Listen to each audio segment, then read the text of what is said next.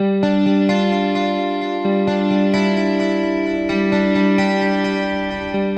morning we didn't want to hike in the dark, but we did want to catch the sunrise at Upper Inspiration Point, so we took a shuttle to the Inspiration Point parking lot.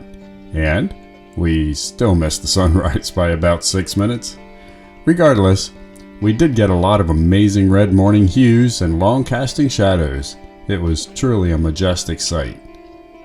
There are lookout points named Sunrise and Sunset, but Upper Inspiration Point is on the west side of the rim, so you can actually see the sunset in front of you, with the entire amphitheater emblazed with the flooding rays of our own yellow dwarf, Sol.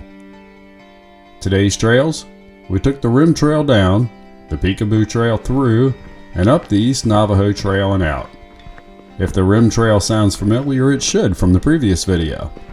You could follow the Rim Trail from Ferryland Point to Bryce Point, making it a 5.5 mile hike one way. For us though, it was about entering the amphitheater. Our route was just a hair over 5 miles, with an elevation change of just over 1,400 feet. And yes, I'm aware my chest mount camera angle is pointed high again. You'll notice white caps on some of the rims. I thought they almost looked like ice. They're not, of course, they're just a different sediment layer. These would-be hoodoos didn't have enough erosion to become such, but have their own special beauty. Hoodoo voodoo. No, it's not a Jimi Hendrix song, so what is a hoodoo anyway? They're the abundant spires, sometimes over 150 feet tall, throughout the canyon that take on a life of their own.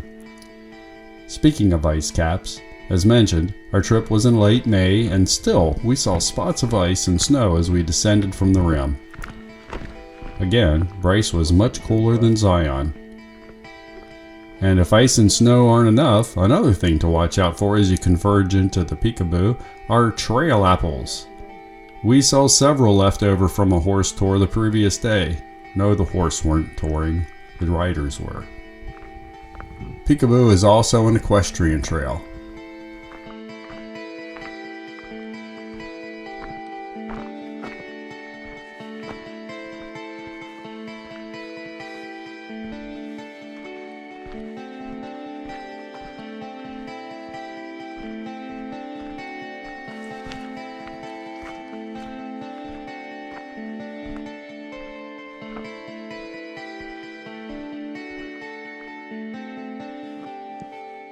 Beginning at Bryce Point, itself arguably one of the best vistas in the park, Peekaboo zigzags down the rim into the canyon.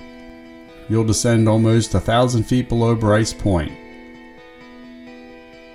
About halfway through the trail, you may start feeling like an extra on the set of The Martian. No, wait, there weren't any extras, he was all by himself. Anyway, okay, so you might feel like John Carter then. It really is, though, an almost otherworldly adventure.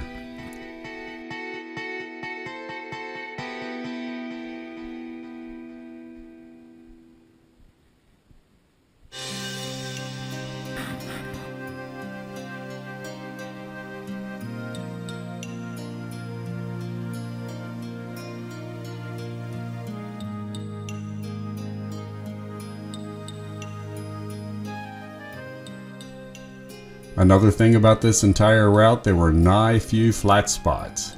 Seemed we were either on the ascent or the descent most of the time.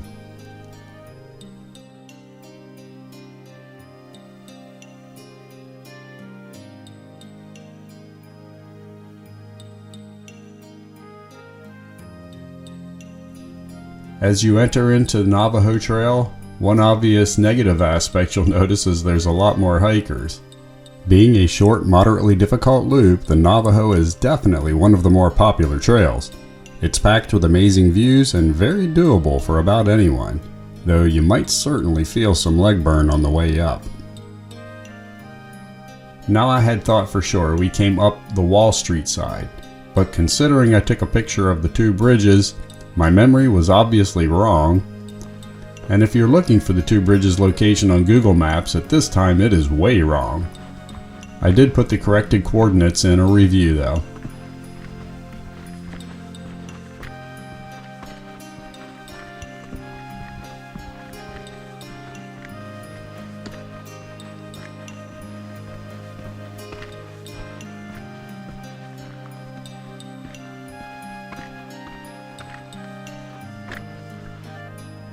Notice throughout this video the general subtle but definitive change in the landscape and terrain, going from hardly no plants to shrubs, and then add in a variety of trees. At the lowest points I wouldn't call it lush, but there was considerably more vegetation than you would expect in a desert. Due to the multiple climate quote-unquote regions over the altitude, you'll move through pinyon pine to ponderosa pine to spruce and fir. Wow, just another amazing route on this trip. And there are several more to come.